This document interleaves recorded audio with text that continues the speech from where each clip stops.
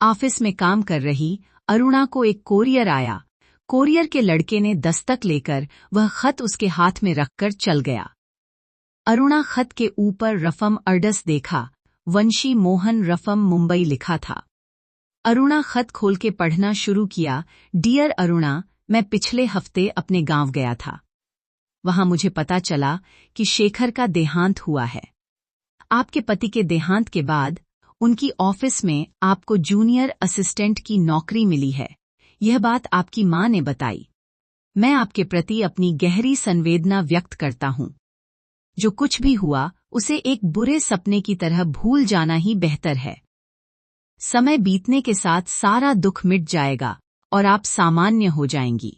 समय सब कुछ भुला देता है। मैं हैदराबाद आने पर तुम्हें मिलूंगा। अब रहता हूं। धन्यवाद। अरुणा खत को अलमारी में डाल दिया। उसे वंशी मोहन याद आते ही अरुणा के आंखों में आंसू आ गए। तुम हैदराबाद आना मत, वंशी आने पर भी मुझे मत मिलो। अरुणा का हृदय भारी हो गया और गले में कुछ अटक सा गया। उसने पानी की बोतल ली और पानी पिया।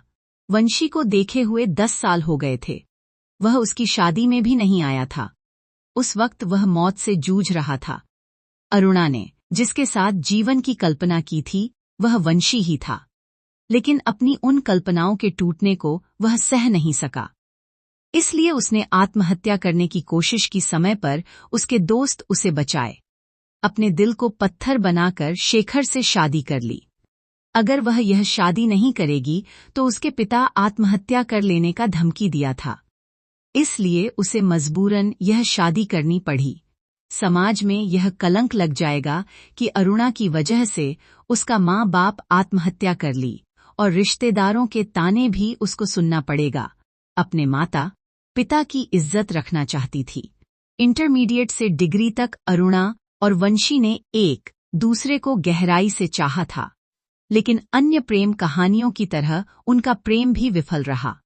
इस विफलता का मुख्य कारण वंशी के पास संपत्ति का न होना और कम से कम एक नौकरी तक न होना था। जाति एक थी, धर्म एक था और गांव भी एक ही था, पर इन समानताओं के बावजूद वे एक न हो सके।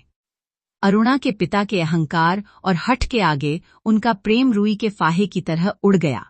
शायद मैं प्रेम के योग्य ही नहीं हूं, कहकर वंशी दूर चला गया। शायद यही सच है। यह सोचकर अरुणा ने भी समझौता कर लिया और शेखर से शादी कर ली। हैदराबाद में उनका संसार बसा और उनके 2 बच्चे हुए। शादी के साल बीत चुके थे कि अचानक जानलेवा कैंसर ने शेखर को उनसे छीन लिया। अब बच्चों के साथ अरुणा अकेले रह गई और पति की जगह ऑफिस में नौकरी करने लगी। अब उसकी एक ही जिम्मेदारी थी, अपने बच्चों का पालन पोषण करना, छोटे बच्चों को पिता की कमी महसूस न होने देना और खुद ही उनके लिए माता पिता दोनों बनना। इसके अलावा जीवन में और क्या था? अरुणा ऑफिस जाने के बाद उसकी सास बच्चों की देखभाल करती है। अरुणा का दिल बहुत कोमल था, लेकिन इस दुनिया से निपटने के लिए उसने अपने आप को शिवंगी की तरह बदल दिया। मैनेजर का उम्र 60 साल। एक दिन मैनेजर ने अरुणा को बुलाकर मुझे पत्नी नहीं है और तुम्हें पति नहीं, दोनों आपस में मिलजुल कर रहेंगे कहा। यह बात सुनते ही अरुणा ने उसे ऑफिस में सब लोगों के सामने गालियां दिया और चप्पल से मारा। अरुणा का यह रूप देखकर मैनेजर ने उसके पैरों के ऊपर गिर कर माफी मांगी। ऑफिस के लोग अरुणा को शांत किए। मैनेजर लीव लगाकर बाद में ट्रांसफर करा लिया था। तब से ऑफिस में कोई भी व्यक्ति उसके साथ बदतमीजी करने की कोशिश नहीं किया। उसका सिर्फ एक ही मकसद थी कि बच्चों को अच्छा जीवन देना। वंशी, तुम यहां आकर मुझे डिस्टर्ब मत करो, दिल में ही कह लिया अरुणा। लेकिन वंशी आया और अरुणा से कहा, तुम्हें न भूल पाने के कारण मैंने शादी नहीं की। मुझे लगा कि किसी और से शादी करके मन में तुम्हारी यादें रखकर मैं अपनी पत्नी के साथ न्याय नहीं कर पाऊंगा।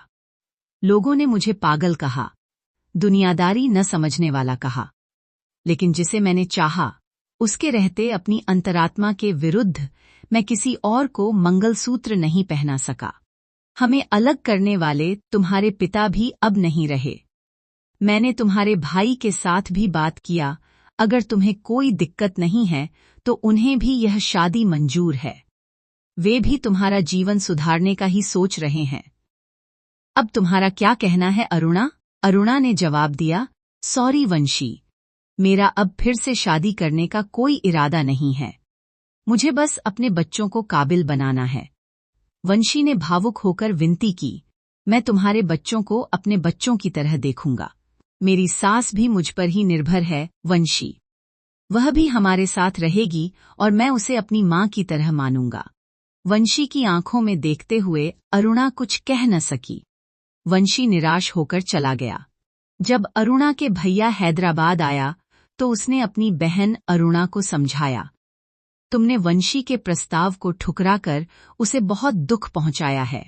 वह आज भी तुम्हें बहुत चाहता है। जो बीत गया उस पर शोक करने से कोई फायदा नहीं है। तुम्हारे सौभाग्य से वंशी खुद तुम्हें अपनाने आगे आया है। ऐसा मौका दोबारा नहीं मिलेगा। अभी तुम्हारी बहुत जिंदगी बाकी है। बिना पुरुष के पूरी जिंदगी काटना नर्क के समान है। समाज में अकेली औरत को हेय दृष्टि से देखा जाता है। तुम्हें यह बात कुछ समय बाद समझ आएगी, भैया ने कहा। अरुणा ने उत्तर दिया, सॉरी भैया, मेरा मन दोबारा शादी के विचार की ओर नहीं जा रहा है। मुझे हर पल यही याद आता है कि बच्चे और मेरी सास मुझ पर ही निर्भर हैं। भैया ने बहुत समझाया कि वंशी औरों जैसा नहीं है। वह बच्चों का ख्याल रखेगा और सास की जिम्मेदारी भी उठाएगा। पर अरुणा अपनी बात पर अड़ी रही। बहन के अड़ियल रवैये को देखकर वह चला गया। मनोहर ने कहा कि यहाँ उसकी नौकरी सही नहीं चल रही है। उसने अपनी मां कांतम्मा से फोन पर कहा कि वह हैदराबाद आकर कोई काम ढूंढेगा। सास यह बात सुनाई अरुणा को। अरुणा ने इस पर कोई प्रतिक्रिया नहीं दी। मनोहर ने इंटर भी पास नहीं किया था। अरुणा ने सोचा, यहाँ छोटी मोटी नौकरी मिल भी गई तो इतनी कम आय में इस महानगर में गुजारा कैसे होगा। माँ जी, उसे कहिए कि वह वहीं कोई छोटा व्यापार कर ले तो बेहतर होगा। कांतम्मा ने कहा, व्यापार के लिए पैसा चाहिए ना अरुणा? अरुणा ने कड़वे सच को स्वीकार किया और कहा, माँ जी, जो भी बन पड़ेगा हम मदद करेंगे। कुछ दिनों बाद जब अरुणा ऑफिस से घर आई तो कांतम्मा ने बताया कि मनोहर यहाँ किराने की दुकान खोलना चाहता है और उसे 50,000 रुपयों की जरूरत है। अरुणा को हाँ कहना ही पड़ा। मनोहर आया और पैसे लेकर चला गया। बाद में उसका व्यापार नष्ट हो गया क्योंकि उसका मन काम में नहीं लगता था। वह शादी के बाद भी स्थिर नहीं हो पाया। हैदराबाद में अपने एक पुराने दोस्त की मदद से उसने एक फार्मास्यूटिकल कंपनी के पैकिंग सेक्शन में काम शुरू किया, पर उसके सिर पर एक्टर बनने का भूत सवार था। वह अक्सर स्टूडियो के चक्कर काटता और असिस्टेंट डायरेक्टर या जूनियर आर्टिस्ट एजेंटों के पीछे घूमता रहता। एक दिन अरुणा ने अपनी सास से कहा, माँ जी, अगर मनोहर कहीं ढंग से नौकरी कर ले और पास में ही छोटा सा घर लेकर अपनी पत्नी को ले आए तो अच्छा होगा। कांतम्मा ने यह बात अपने बेटे से कही। एक दिन मनोहर ने आकर हंगामा किया और अरुणा पर चिल्लाने लगा। अरुणा कमरे के अंदर से सब सुन रही थी। मनोहर ने कहा कि सैलरी बढ़ने के बाद ही वह अपना घर बसाएगा। अरुणा को अब चिड़चिड़ाहट होने लगी थी। देवर अगर मेहमान बनकर 4 दिन रहे तो ठीक है, पर घर में डेरा जमा ले तो पड़ोसी क्या सोचेंगे? धीरे धीरे मनोहर के व्यवहार में बदलाव आने लगा। उसकी आंखों में अरुणा के प्रति सम्मान नहीं, बल्कि एक पराई औरत को देखने वाली हवस दिखने लगी। एक दिन मनोहर शराब पीकर आया और अपनी मर्यादा भूलकर अरुणा के साथ बदतमीजी करने लगा। अरुणा ने गुस्से में आकर झाड़ू से उसकी धुनाई कर दी और उसे खूब अनाब शनाब सुनाई। जब कांतम्मा बीच बचाव करने आई तो अरुणा ने उसे भी नहीं छोड़ा। कांतम्मा ने पलटकर अरुणा पर ही कलंक लगा दिया। तुम ऑफिस में कितनों के साथ फिरती हो मुझे पता है। यह तो तुम्हारा देवर ही है ना, उसकी ख्वाहिश पूरी करने में क्या गलती है? अपनी मां जैसे सास के मुंह से ऐसे शब्द सुनकर अरुणा दंग रह गई। जो सास अपनी बहू को बेटी मानकर गले लगाना चाहिए थी, वही कह रही थी कि देवर के साथ संबंध बनाना गलत नहीं है। क्या मानवीय रिश्ते इतने गिर गए हैं? अरुणा को लगा जैसे वह पाताल लोक में गिरती जा रही है। वह फूट फूट कर रोने लगी।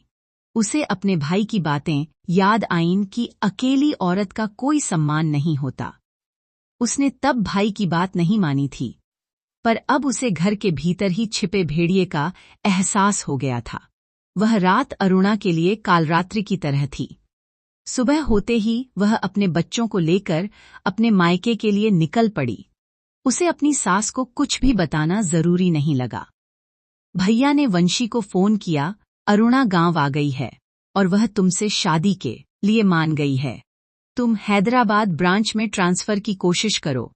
वंशी मुंबई में ट्रेन में चढ़ गया। अरुणा से कब मिलूंगा?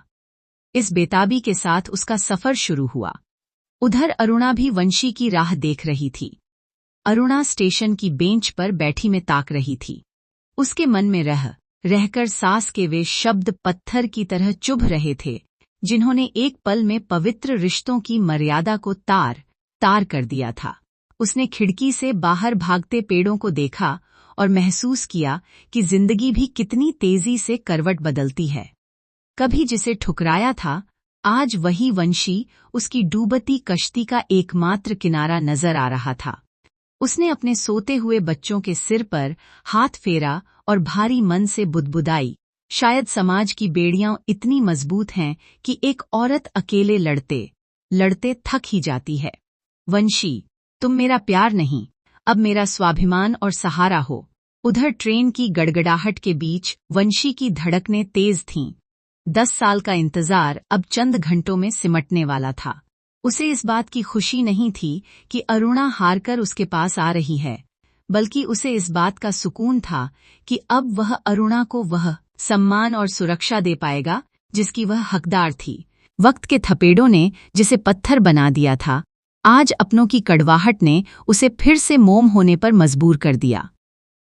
अरुणा को अब वंशी में प्रेमी नहीं, एक रक्षक दिख रहा था। दोस्तों, यदि आपको अरुणा के संघर्ष और वंशी के निस्वार्थ प्रेम की यह कहानी पसंद आई हो, तो कृपया लाइक करें, शेयर करें और कमेंट में अपनी राय जरूर दें। ऐसी ही मर्मस्पर्शी कहानियों के लिए हिंदी वॉइस चैनल को सब्सक्राइब करना न भूलें। धन्यवाद।